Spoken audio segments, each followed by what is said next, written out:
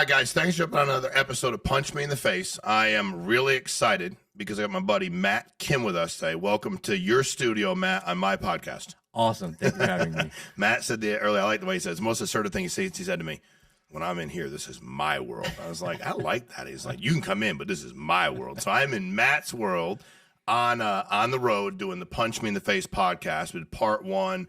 Matt, you check him out and he'll give you his information. But let me tell y'all how I got connected with Matt if you didn't see part one.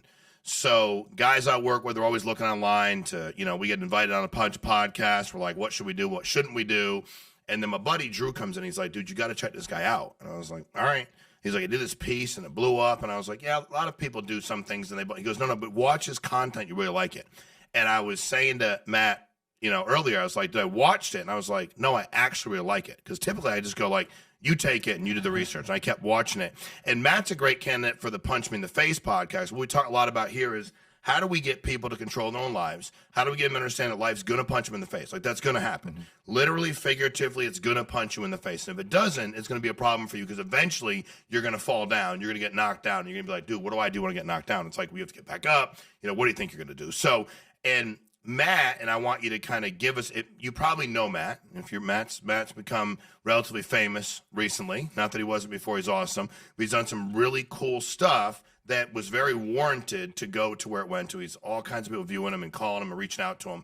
But if you don't, Matt, if you give us a background on kind of how you got where you are now and some background on you, that would be helpful for the people watching today. Well, thanks for having me on the pod. I appreciate you being here. I appreciate you coming into my world. You got it, That man. means a lot to me. Of course. I am Matt Kim. I have my own podcast, Matt Kim Podcast. And really, I just own a small business. Mm-hmm. I care about my family, care about the ones around me. I wanted to start a podcast to talk about the things that were important to me, about the experiences around my life. And somehow people just started listening. I wish I had a really elaborate story. Yeah. When you did your intro, you had an amazing intro about all this part of your life and all these things that you did. And for me, it's a great intro. It's where you are. We're also very, very humble. So, Matt, we have a lot of people that watch and listen that are interested in becoming business owners. I do think they have an entrepreneur. They want to be entrepreneurs, right? They have some kind of spirit to do so. You own a business, right? What business is that? It's a lighting business. Okay, so you're in a lighting. How long have you been doing that for? This business has been going about 8 years now. Okay, and what other businesses have you run the last? I've had an insurance business. I've had a roofing company. Those are the two mains that I've done before lighting. Got it. Actually, when I started lighting, I was actually in China. I was trying to sell something into China, and I was at a hotel, and one of the buyers I was trying to sell to was saying, what do you think about the lighting here? This was maybe 2015, and I looked around and I said, I don't know. I don't know what this is. He said, well, this is LED lighting. It's different. This is the future.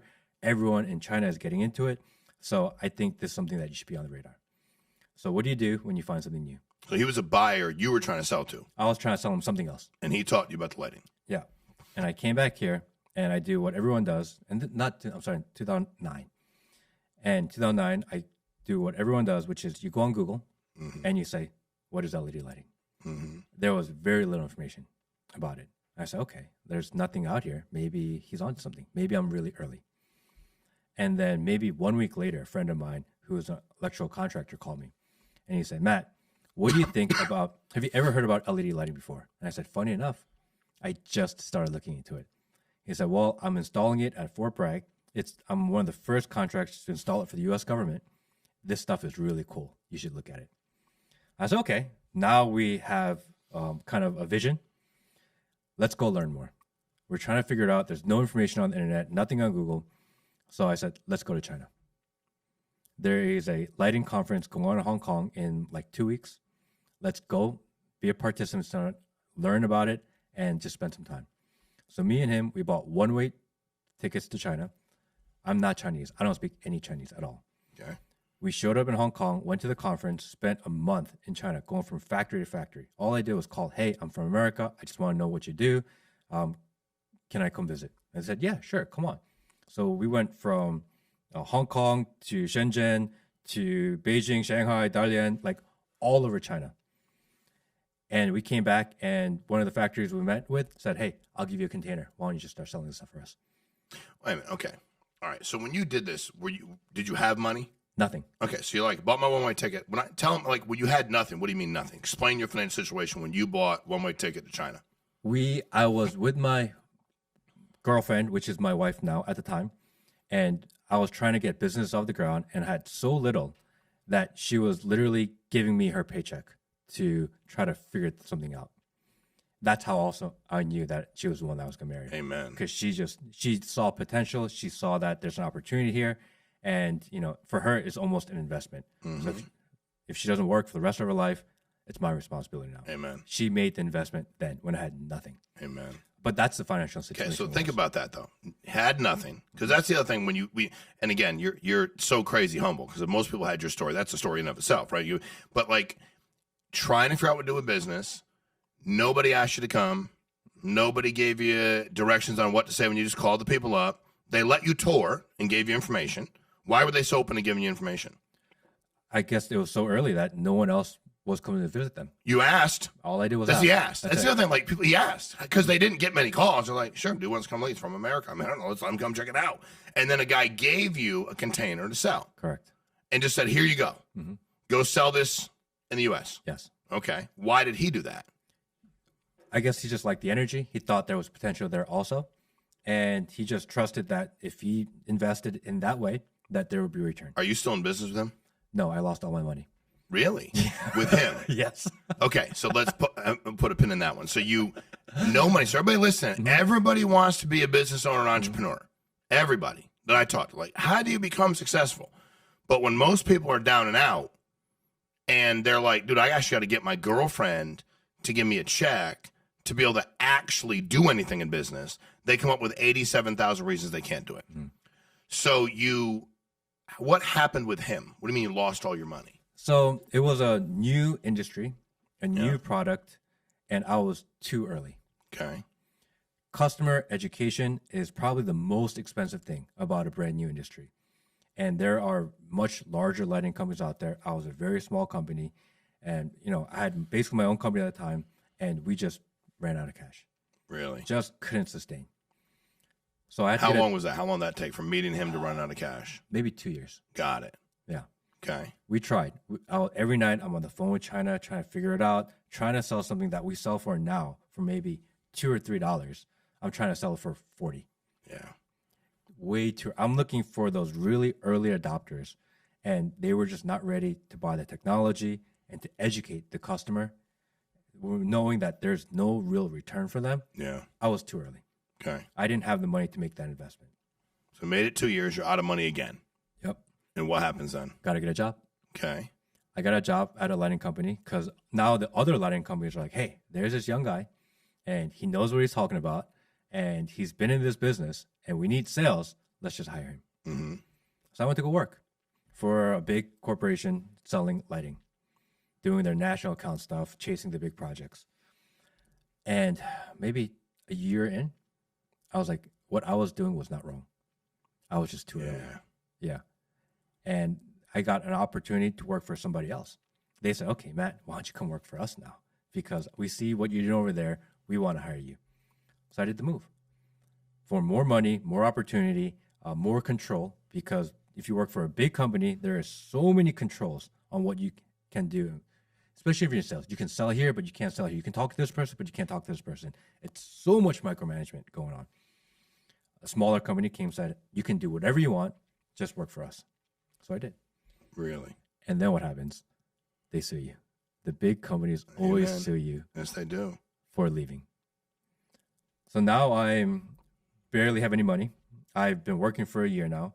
And now I have a multi-million-dollar, billion-dollar company suing me. And they've spent, I think in that lawsuit, by the way, took 8 years. Wow. They spent over $2 million fighting me. How much you spend? $5,000. We found a lawyer who would charge all that back to the company that hired us second time because they fired us for the lawsuit. It was a big mess. Really? Yeah. They eventually, I think they're still going, to be honest. Really? But they let me out. finally after 8 years. So How'd you feel when you got sued?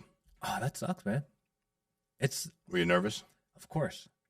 You got people that have more money than you telling you that you can't work anymore, that you can't make your livelihood anymore, that if you do anything that encroaches on what they do, that they're going to take it away from you even more. And we're nobody. It's like, what do we do here? But then all of a sudden you're like, forget it. So we launched the insurance company. I got sued. I spent millions. And it's funny because they named me and they named a bunch of other people I worked with. And one of the guys called me one day and said, hey, did you read? I said, hey, before I stopped, I have not read one page. So to me, I said, I have not read one page of one complaint or one motion. I have no intention to read them ever. They had deposed me a bunch of times. I'll go there. They can prep me, but I'm not spending my time. Because I had a guy tell me, you know why they do that, Shawn? I was like, yeah, because they're bullies and they're full. And he said, because they want to emotionally paralyze you. They're not going to win anything. They know they want to emotionally paralyze you. But think about that, how big they were to be pissed. But at least you kept fighting, right? You didn't give in. Because what most people do is be like, tell me what I need to do to stop this litigation. I'll stop. And you kept moving. So you started again, went and did that, went work for the company, had litigation. That company fired you because of all this. Correct. So now you're on your own again. Yes. And you did what then? Started my own company. Got it. Your own lending company. My own lending Screw company. all y'all. Yeah, screw you guys. You guys can't stop me from doing what I want on my own. If you guys want to come after me again, it is what it is. Yeah. I need to eat. I have a family now, or I have my wife now. She gave her all to me. I have to do my best. And what I know, what I've spent the last 2-3 years on is this. I don't want to start from zero again. And so I started my own company. I called a couple of buddies of mine that I knew, and I said, hey, I have an opportunity. You guys want to go do this together? They said yes. Will, who is our engineer, was one of them. Will's an all-around guy. He's like a utility player. He quit his job and just came on board. He's been with me for 8 years now. Love it. Yeah. So launch your own company. That's gone well. Correct. Kind of done your thing. Now you're in the market at the right time. All right. So for people out there, what I love about Matt is he's so ridiculously humble. Because when you go like, you're afraid when you say, oh yeah, definitely afraid. And then I'm like, okay. And then he's like, yeah. And then I went and launched my own company. I told them they come after me. It is what it is. My wife, I hear you, and it sounds good. But at the end of the day, you have some fearlessness about you. You're like, dude, okay, got it. You want to come after me again? My wife believed in me. She was giving me your paychecks. I got no choice. I got to scale this thing. I'm not going to miss out. And if you want to come after me, have at it. Build your own company. So you've been doing that for all these years, right? Do you love it? I mean, is it something that inspires you? I'm just curious. Like, you're making money for your family, but I feel like I've lost the passion for it. Okay. I think the reason why is that it's lighting. And I feel like I have a bigger purpose in life. Okay. And selling light bulbs isn't what it is. Got it. It pays the bills. Yeah. It keeps the lights on at home. Yeah. But at a certain point in your life, as a man, you realize what you're supposed to do. And sometimes it's not the thing that makes you the most money. That's right. That's a hard balance. How do you sacrifice your livelihood? How do you sacrifice your hard work versus what you feel like you're put on earth for? Yeah. And this is actually where we are right now. Yeah. Is that I'm in this weird conundrum of trying to figure out where I'm going in life. And it's weird because it's supposed to be, your podcast is supposed to be kind of motivational and let's go crush it. But this is where I'm at. But hey, Matt, but that is motivational because most of us, when we're in a crossroads or a conundrum, or we don't address it and think about it. We numb ourselves to negativity. We drink too much, get high, complain, find something else to do, play fantasy football, bitch, moan, and complain, and then we just don't address it.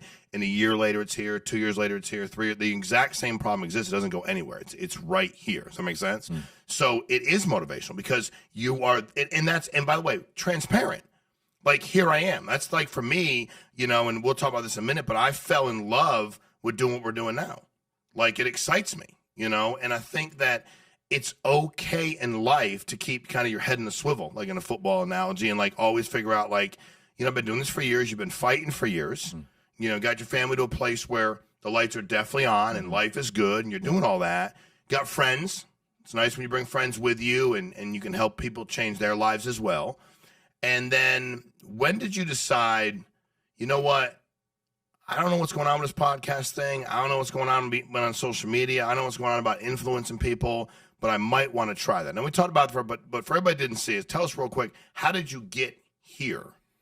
So I started a podcast in January. I think I had my first daughter last fall, and around December, I said, I want to start a podcast. I feel like I have something to say. And my wife would say, go tell someone who cares, because I'm at home and I'm complaining about everything. So I said, okay, I have an idea. And I'm the kind of guy where if I have an idea and something I want to do, I just start. There's no hesitation. There's no, maybe I'll think about it. Maybe I will kind of sit on it. Maybe I need more research. I know what I want to do. I just start. So December, I decided I'm going to start a podcast, and we started building a studio. January, we launched our first episode, and we just started grinding. If we're perseverant, if we work hard, if we do what we feel is the right thing, maybe one day someone will listen. And just keeping to that tenet of perseverance, being willing to do difficult things without the reward, being selfless, somehow that has brought us together. And out of nowhere, one day I decided that I want to make content specifically for Instagram, because I felt like people on Instagram, which most people spend their time, were almost forgotten. I feel like there's a whole generation or generations of people within this country that feel forgotten. And it didn't feel right to me that we were repurposing all of our content for Instagram. So I started talking directly to the camera.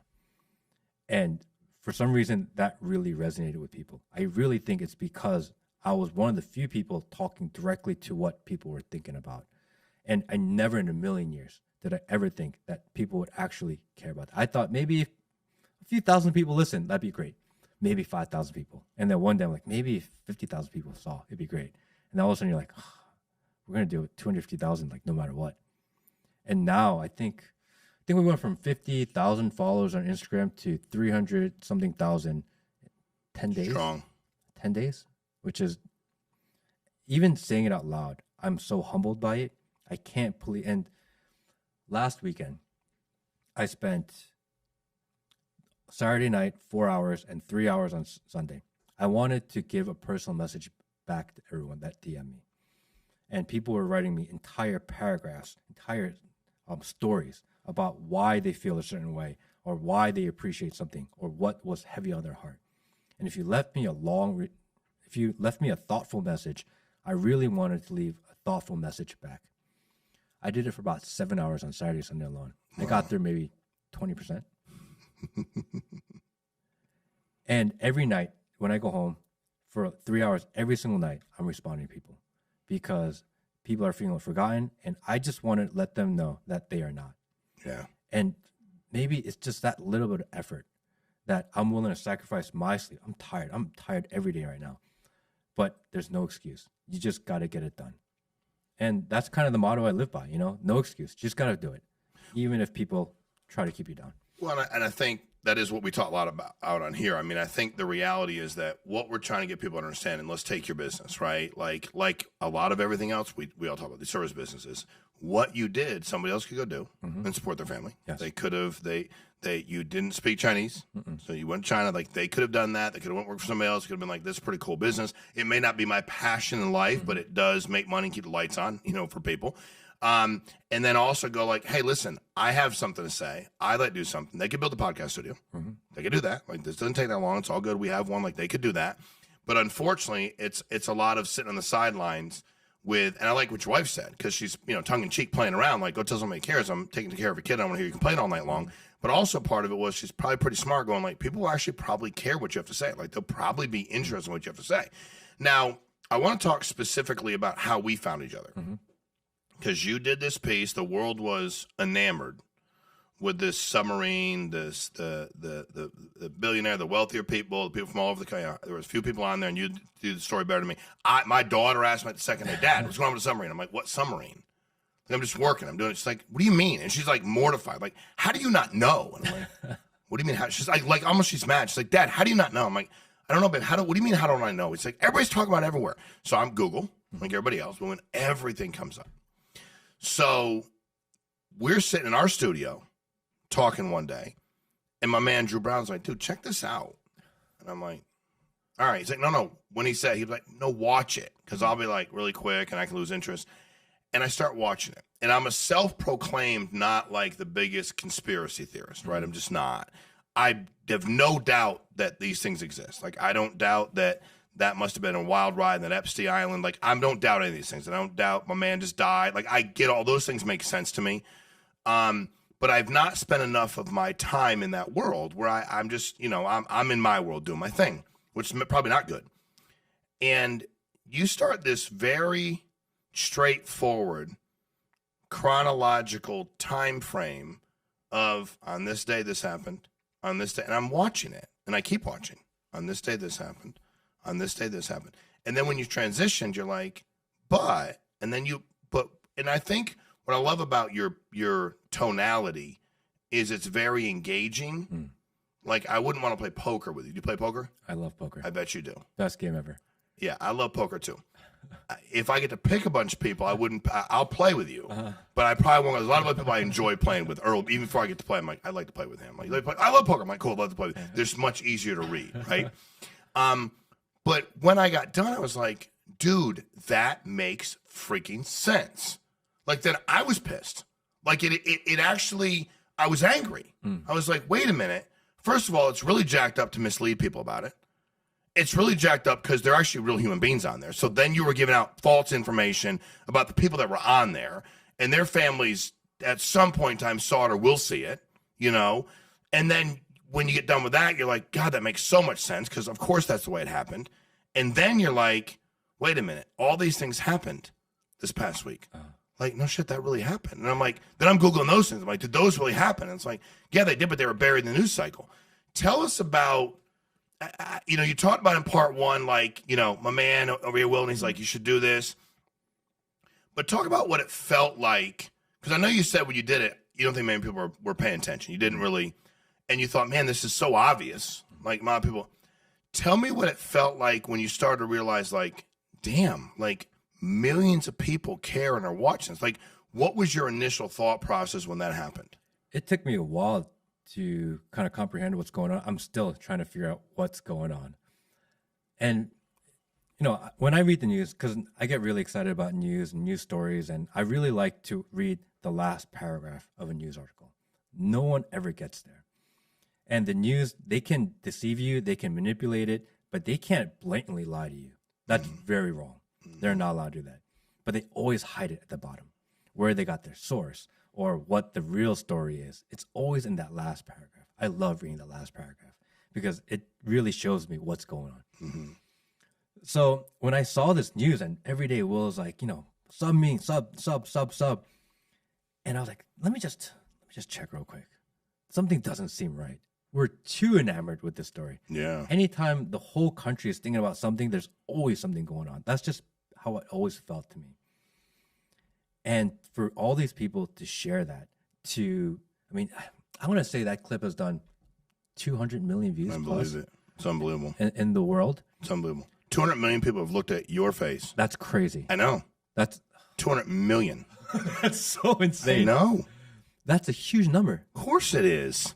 Even now, and when we saw relative to the world population, that's a huge number. When we saw the Instagram go from like 40,000 people, and most of them, my Instagram was from like years ago, and we dusted that off to even do with the podcast. So maybe like 1,000, 1,500 real people in there. And to see that just grow and grow and grow, and to see my messages constantly, and I'm looking at their reels, and 1,500 shares, 2,000 shares, 20,000 shares. That clip, the submarine clip, I think did 1.2 million shares. And then people will send me other clips of my video that other people have posted or repurposed for their own content, and I'll look at the clip, and that'll have 10 million views or 5 million views, and that has 500,000 shares. I'm like, it's crazy. How do you even comprehend that? That it's not like I went from like, a few people to like 1,000, which is a lot of people. And people think that if you're if you're online and 1,000 people listen, then it's not a lot, which is crazy. Of course it is. Try talking in front of 1,000 people. A lot of people, dude. Even 1,000 is a lot. Even 500 is a lot. Even 100 people are a lot.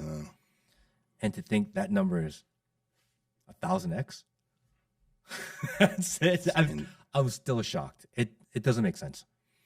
Are you what are you proudest of that I mean, I know it's humbling to you and you're speechless, but what are you most proud of in that message? Like what are you most proud of about the message? I think the biggest message that I've seen, the one that I try to put out the most, is that if you think something is wrong in this world, if something just doesn't smell right, and you feel like you're the only one, you are not the only one.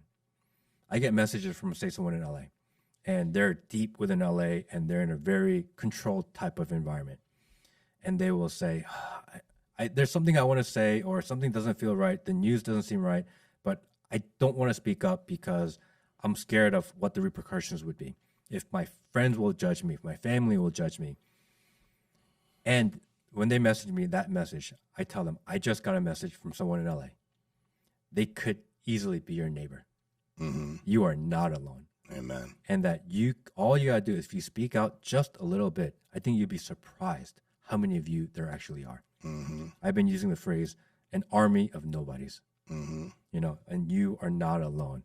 And that this is a free thinker movement, that, really you're able to have these thoughts, that you're allowed to have these thoughts, that you're allowed to question authority, you're allowed to question the establishment, you're allowed to question the news cycle around you, and that's okay. And I think that's really my purpose. I try to make my reels in a way where I start with a premise, I have context and evidence to kind of show where I'm going, and I try to put a message or a call to action at the end that people can relate to. And it's those, and depending on where you are in life, you take different thing of different parts of it. And I think that's why it's resonating with people, because everyone reads it differently. Everyone hears it differently. I have people say, well, you said this fact and it's not exactly correct. Well, thank you for the engagement. Yeah, thank you, bro. Yeah. And then I have other people that say, they get to the end and they say, this is what I'm thinking. Thank you for saying what I've been feeling. And I'm just saying what's in my mind. That's all it is. Mm-hmm. It's not like I'm coming up with new ideas. I'm not reinventing anything. Right. These are ideas that you and I would have in private. Mm-hmm. I'm just having them out loud. Correct. Well, I think that the other thing too, in at some point in time, we talk about it's unfortunate that people feel that way. Mm-hmm. And you go, okay, I got it. But at some point you have to be accountable too. Yes. You're in any community. If you feel a certain way, you can stand up and say how you feel. Mm-hmm. Now you go, my family and my friends. Well, dude, if those are your friends, you might need new friends. Like if friends hate you for your opinion, you probably should get new friends. Correct. I mean, if you hated me because we didn't agree, I'd be like, dude, I don't know how I can be friends with you. I would never hate you for disagreeing with me. Like, I just wouldn't. Unless it was such an atrocity against women or children that it's like, dude, I can't get on board with that. Like, why would I hate you? And I think, it's funny because we've talked about, how old are you? 40. Okay, 40. So I'm 50. It's different. And I'm 10 years older. We loved debate. We were encouraged to debate. It was okay for us to disagree politically, in any way, shape, and or form. But you're part of the problem if you're like, I don't want to say nothing, they could offend me. They could be offended. They might be mad at me. If your whole objective in life is to make sure everybody just likes you, dude, the problem is most people don't respect you. They know how you feel anyway. Like, they know you're not really agreeing with them, but you're a punk. And you're like, I'm a punk. Like, I don't agree with them. I'm going to shut my mouth because I want to make. Now, there's certain things that you're like, you know what, dude, I don't want to touch that issue. Okay. You don't have to go be, the ultimate advocate or activist for everything. But when there's things that are so blatantly wrong, where you're like, dude, look, this happened. I know why it happened. Like, think about this. Let's do. Who would actually be upset with that? I'm being serious. Like, if you're saying I live anywhere, and I said, hey, dude, I think they buried that in the news cycle. Who would be upset by that? I'm being serious. Who would be upset by that? I don't know. But let's take the person hypothetically. Who is that person? I mean, we don't have a name, but who is that person? He or she is what? They're a different political view. Who would be upset by that? I mean, no one should be upset about that. They shouldn't be, but who would be? Who are these people afraid of? I don't know. Me neither. And what's anxiety? The fear of something that actually isn't even there. Yeah. Right? Like, fear of the unknown. Correct. So now you're sitting there going, well, it would judge me. No, actually, a lot more people think the way you think than you think there are. Like, it's a lot of friends that you have, a lot of supporters. And B, at the end of the day, who gives a shit? Yeah. Like, that's what everything you said in your business journey was, whatever. I'm broke, I'm going to go. Other people would go, man, I can't believe his girlfriend, he took the money from his girlfriend. Well, they have like a family and she doesn't have to worry about money and pretty damn good investment. And now he's actually like, dude, I'm going to be with my wife forever anyway, but perpetually I owe her. Like she was there when I was broke. I can't turn my back on that. So it seems like, but people can judge anything. Any part of your story you give out, they're like, well, I wouldn't do that. Dude, nobody asked you. And I think for everybody out there, it's like, dude, you have to stand your ground. Good, bad, or indifferent. You know, like, are people going to, hey, love me or hate me? Just don't pick the middle. And I'm not trying to be funny, but I'm like, there's a friend of mine going like, there's Shawn making friends everywhere. Because I would just be like, when we play ball, I like disliked everybody. If you're on the team, I didn't like you. I might like you after, but during the game, bro, you are my opposition. You are my enemy. For that 40 minutes, 9 innings, whatever happens to be, we're playing ball. But people, you're a very smart guy. I'm like, who's that person? Don't know. No, but I don't know. Fear of the unknown, yes. Nobody should be upset, correct. So a lot of that is, and again, I appreciate that they're happy that somebody spoke out. That's great, and it's awesome. Mm-hmm.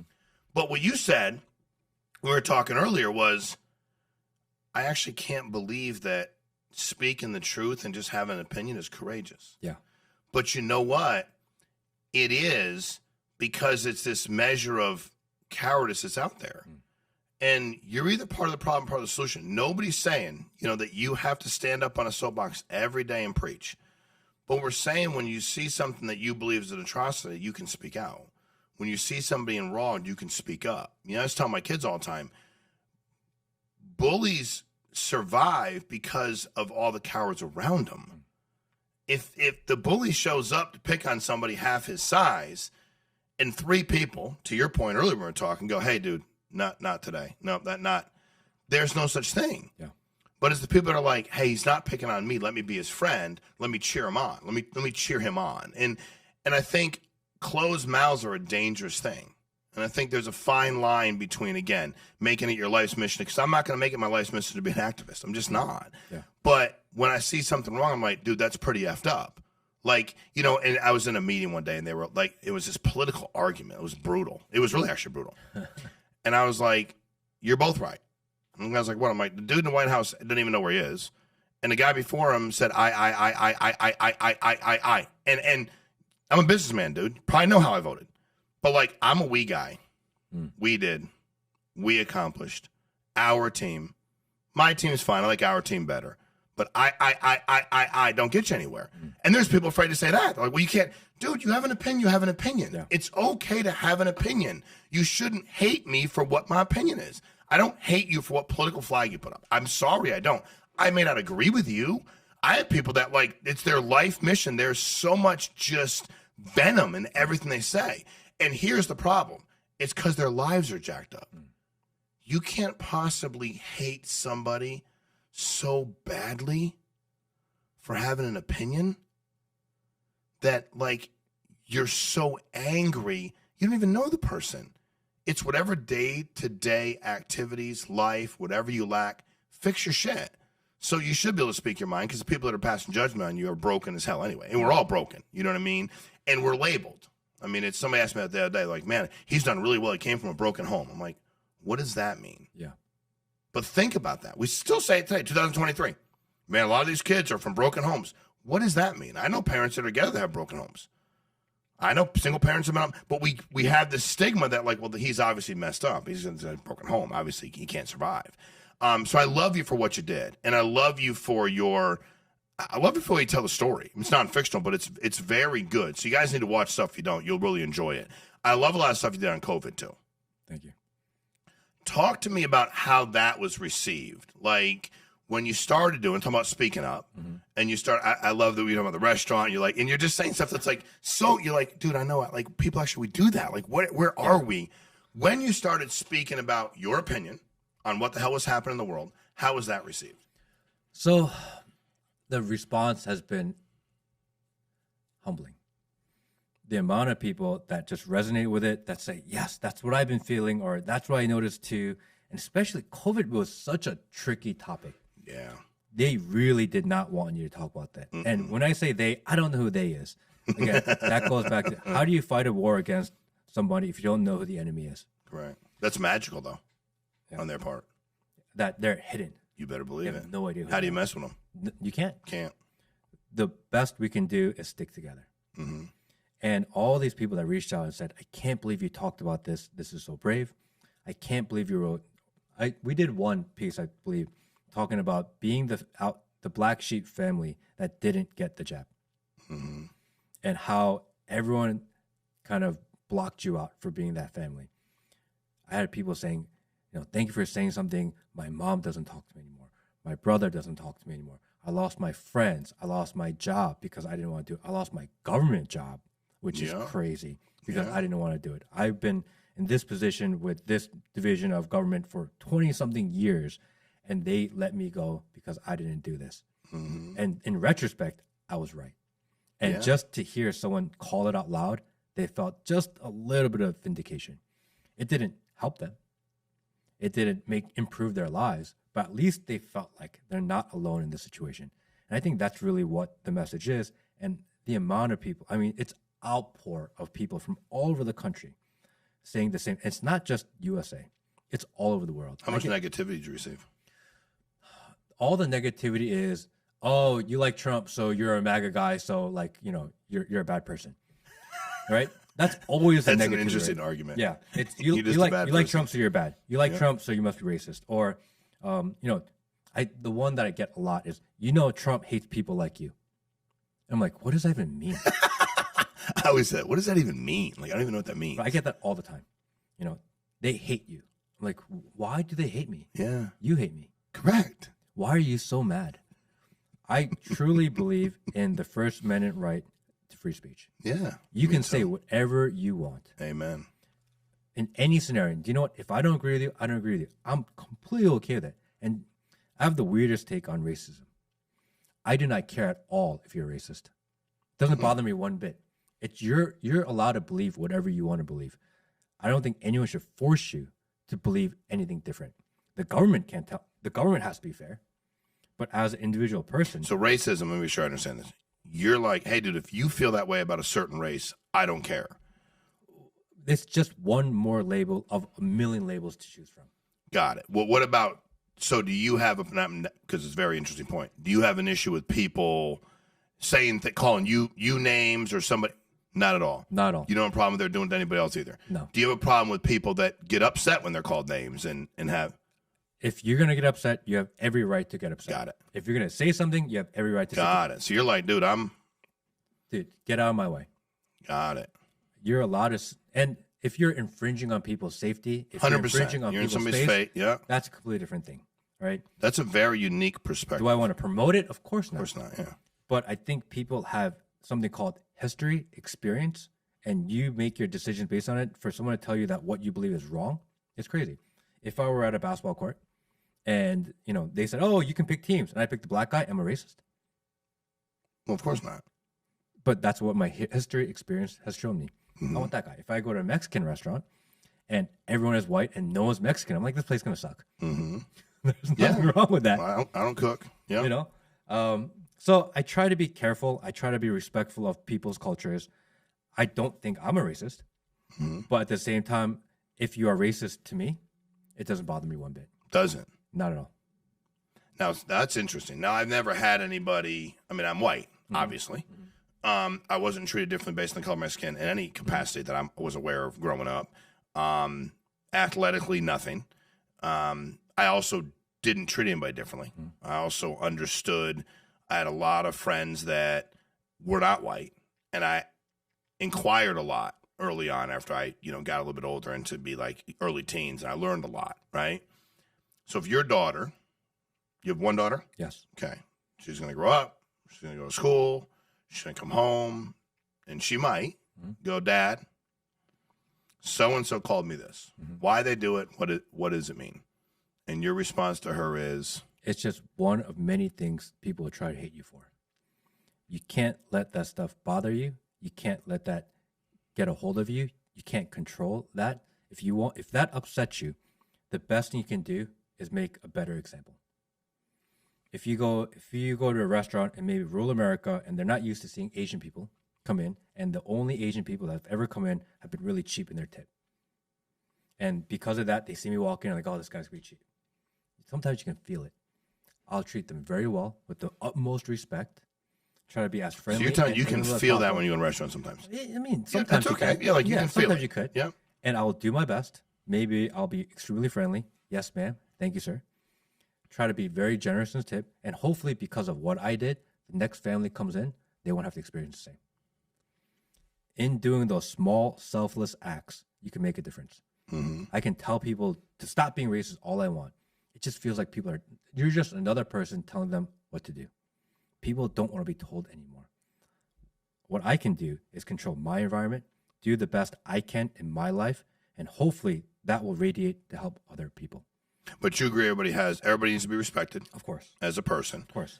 But because I've had a really hard time when people have said you need to let that go. So now this is interesting for me. Like whatever it happens to be, and I'm like, okay, well, and I'm a firm believer in everything that comes out of your mouth, you are accountable for. Yes. Okay, and there are consequences for every action, and there are certain things that if you were to say to me, to my kids, I'd like to say that I would be able to go like, all right, man, I'm good. But I don't know that I would. I'm trying. I've failed a lot before. Like I've tried to set a better example. So if somebody were to say that you, your wife, your daughter are out 10 years from now, made some kind of racial comment in passing as you walked by, your position is I'm not even going to address it. I'm not even going to acknowledge it. I think you try to be the better man at first. If it gets out of control, I'm a man. I'm responsible for the safety of my family. I have no choice. I have to punch you in the face. Got it. But if they make a comment in passing, you turn around, they don't say anything, you're just going to keep rolling. They're ignorant. They're stupid. No reason for me to put myself, because we're in a place in the world right now where if you're the first person to address that situation, things can go bad for you quickly. It's not worth putting it out there for a really ignorant situation. If someone was physically actually in danger, 100%, then you have to step in. But your position is unique. I mean, I like it. I'm just saying, like, it's interesting. That's what's so interesting to me, because people will, and again, I do understand, it's funny because I talk a lot about what athletes deal with, because they, and I don't like, I'm not a professional athlete, but I just think that there are things that, and their perspective to me is always blows me away. I had Shawn Meaike on, who's a phenomenal NFL football player. And, I'm like, dude, like when you're like walking in there screaming, you suck. And he's like, dude, that's just kind of, and he said to me, I thought how sad it must be to buy a ticket to a game that might be all the guy can afford for him and his family, and to have so much hatred towards me when he doesn't even know me. And of course I can't go jump in the sands and do something anyway, because I don't want to do that. But he's like, I always put myself and thought, that's sad. Like, that's just sad. Because I'm all about you yelling and screaming and cheering. But it's when I was at a Celtics game recently with my son, his friends, and one of the guys from the Heat, the fan, stood up and said some shit he shouldn't have said. And he did. And we were right behind the bench. And the dude just turned around to him and he's like, say it again, and I'm going to smack the shit out of you. And the guy was mortified. Like, and he's like, security comes over, and he's like, you can't. And he's like, one more time, and I'm going to smack the shit out of you. And I was like, now again, had the guy said it again, and the guy smacked the shit out of him, what would have happened? Well, probably wouldn't have been good for play. Probably wouldn't have been good, right? And I think I just struggle with, I love everybody's opinion, and I'm First Amendment, I'm totally good with all that. I think when you're trying to use your mouth to physically intimidate, harm, and I know what you're saying with the safety thing, you're going to intervene, but that's a unique perspective. And I'm not saying, like, for me, I've always tried to go like, dude, I do have faith. I do understand you're supposed to be more mature, responsible, turn the other cheek. I do understand all that, and the reality is, how do you get somebody back? Keep living your life, don't dignify it, and do your thing. Well, I don't think it's about, I just don't feel like that anger. For example, the example of Shawn Meaike going to the stadium and people are yelling at him. Well, no, what I'm saying is like calling him, you're an effing loser. You're an effing bitch. You're calling about his mom. They're not mad at him. They are unhappy at home. Yeah. They've been shit on all day at work. They went home and their wife was yelling at them, complaining at them. They're fed up. They not happy with where they are in life. They don't feel like they're taking responsibility for their own life. And their outlet is to go to these places, maybe yell at someone in the street, yell at someone in the stadium, for whatever way. They're looking for an outlet to just get it out there. I don't know how mad I am them. I mean, they're just unhappy people. And I feel sorry for them. And I think as the player, you probably didn't pay attention, wouldn't even know it. I think for me, I have this, and it's my issue, right? Like, and I know that. And that's why I'm asking you, because I like your perspective, is I've seen so many people hide behind what I can say anything I want, whenever I want, to anybody I want. And I'm like, within reason. Now, somebody still could choose to do, if you say a certain word and they punch you in the face, you might get punched in the face. And maybe the next guy comes through, had 4 or 5 beers in him, he's already having his own bad day, and now he turns on a whack you. And then they go like, I can't believe that happened. So it's just, I just always try to figure out this fine line between, and I think you're right. I think you got to be pretty miserable to scream. First of all, most time when you're in the stands, the players can't hear you. Yeah. So like when you're like, I'm in like the 5th row, I'm like, and I'll just try to turn around and go, dude, nobody can hear you. Like, they can't hear you. Russell Wilson can't hear you. I know he can't. He's down the sidelines. He's a long way from us. Like, dude, just shut up. And I was at a game, and I go to a lot of sport events. I was at a game recently where this guy was, odd. It was brutal. And it wasn't a very well-attended game, so you could hear a lot of it. And the dude's like, he's like, I'm just cheering. He goes, nope, there's a line. He nicely said to him, there's a line. There's a bunch of kids around. They're, a couple rows behind us. And I'm tired of it. I'm right behind you. You're screaming in my face. And then the guy did it again. He said, all right, here's the deal. One more time, and I'm going to drop you. You have every right to, if you want to. And I was like, and the guy didn't yell anymore, But it was like, he's like, I've asked you nicely 3 or 4 or 5 times, because there is all these freedoms. But at some point in time, I'm always like, are you doing it because you're just trying to ruin everybody's time because you're so miserable? But it's unique. And again, you've experienced prejudice, racism, school, names, all of that. And who taught you? Did your mom and dad, were you raised by your mom and dad? I was. Okay. Did your mom and dad, when that happened in school, did you you not even told your mom and dad? You didn't Never even care? even discussed it. Never even discussed it. I think I had maybe a little chip on my shoulder because of that when I was younger. And maybe that's my way of dealing with it, coping with it. But I see so many men in this world that are sad, that are unhappy, that are always looking for another outlet onto how to get rid of their anger or to deflect. And I don't know. I feel bad for those people. I feel like they're looking for hope. And if I really, truly want to leave the world a better place, it's better for me to help with the hope rather than fight with the fear. Who taught your entrepreneurial spirit growing up? Mom, dad, somebody else? Did you witness it? What'd your mom and dad do? My mom was a pastor. Okay. Growing up. And when I was younger, she had a pretty good engineering job. And one day she decided that she wanted to go into ministry. Okay. And she's probably one of the smartest women I've ever met in my life. She has, 3, 4 PhDs, bunch of masters. I don't know. One of these people, I think she got her last master's when she was 70. One of those that never stopped. And my father is probably one of the most high integrity people I've ever met in my life. When we were in high school and we lived in the subdivision in Ohio, and we had HBO in our house. We didn't subscribe to HBO. But since so many people in the neighborhood had it, that we automatically got for free, because that's how cable worked then. Yeah. And my dad would call them, you need to take this off. I'm not paying for it. Like, who does that? Nobody. He said, you need to take this off. I'm not paying for it. I don't want to take it. He was just that type of guy. What did he do for work? He was a chemist. Got it. And I remember when my grandfather passed in Korea, and my father went over there, and he has 6 or 7 brothers, and all his brothers, and my grandfather had a little bit of money. So my father went over there, and all his brothers and sisters the whole time were fighting over inheritance, over the money. And my was like, this is not for me. He took his portion, donated it to a school that my grandfather had built, left it all there, and just came back. Wow.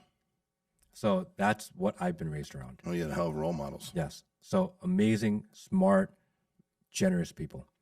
And for the longest time, I fought that my entire life. I want to be an entrepreneur. I want to make money. Like, damn the system. I'm going to do it my way. I want like nice cars. I want to fly in a private jet. This is what I thought I wanted. How were your parents with that? They were always, you figure it out. You're smart. You can figure everything out. Right. But my dad was like, maybe you should be a little more fiscally responsible. Of course. Right. Yeah. And throughout the entire process, I think I realized is that I don't really care as much. And it's easy to say because I've had a little bit of success. I've had the ability to travel the world, drive nice and fancy cars, buy expensive clothes. Like, I've had that luxury in my life through minor success. So it's easy to say I don't want it now because I've already had it. Maybe if I didn't have it, I'd be like, that's what I want, because I truly believe those types of things motivate a guy.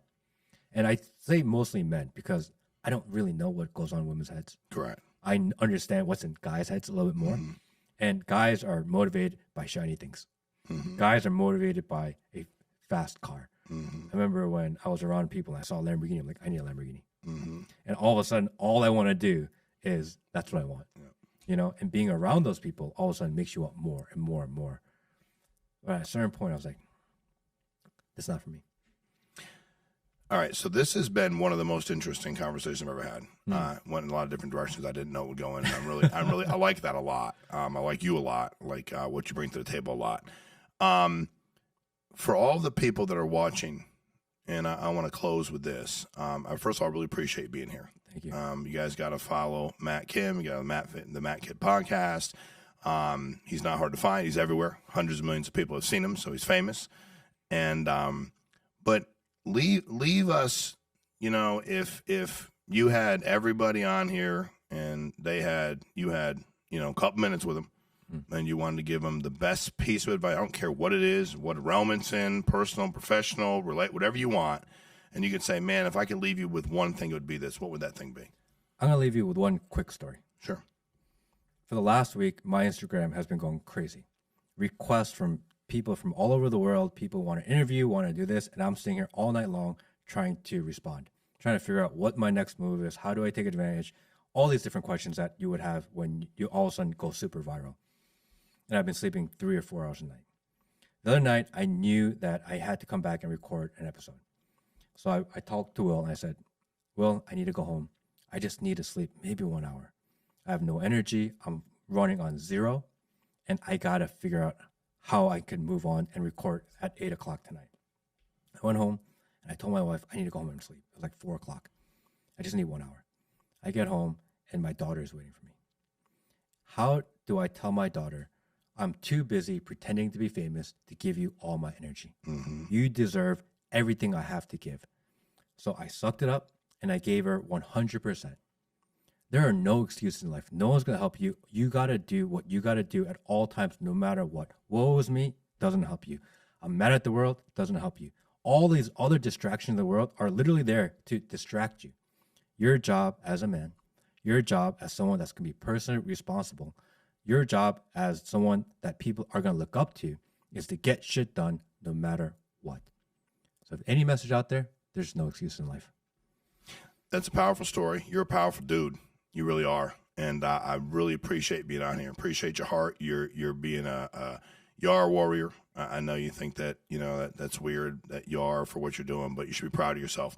And it was an honor, truly, to have you on the podcast. Guys, follow him. He's a great dude. You'll see part 1 on there, part 2 here. And thanks for having me in your world for a little bit. It was an honor to be here. Shawn, thank you so much for having me. You got it, man. Appreciate you. Thanks, guys. Thank you, everybody.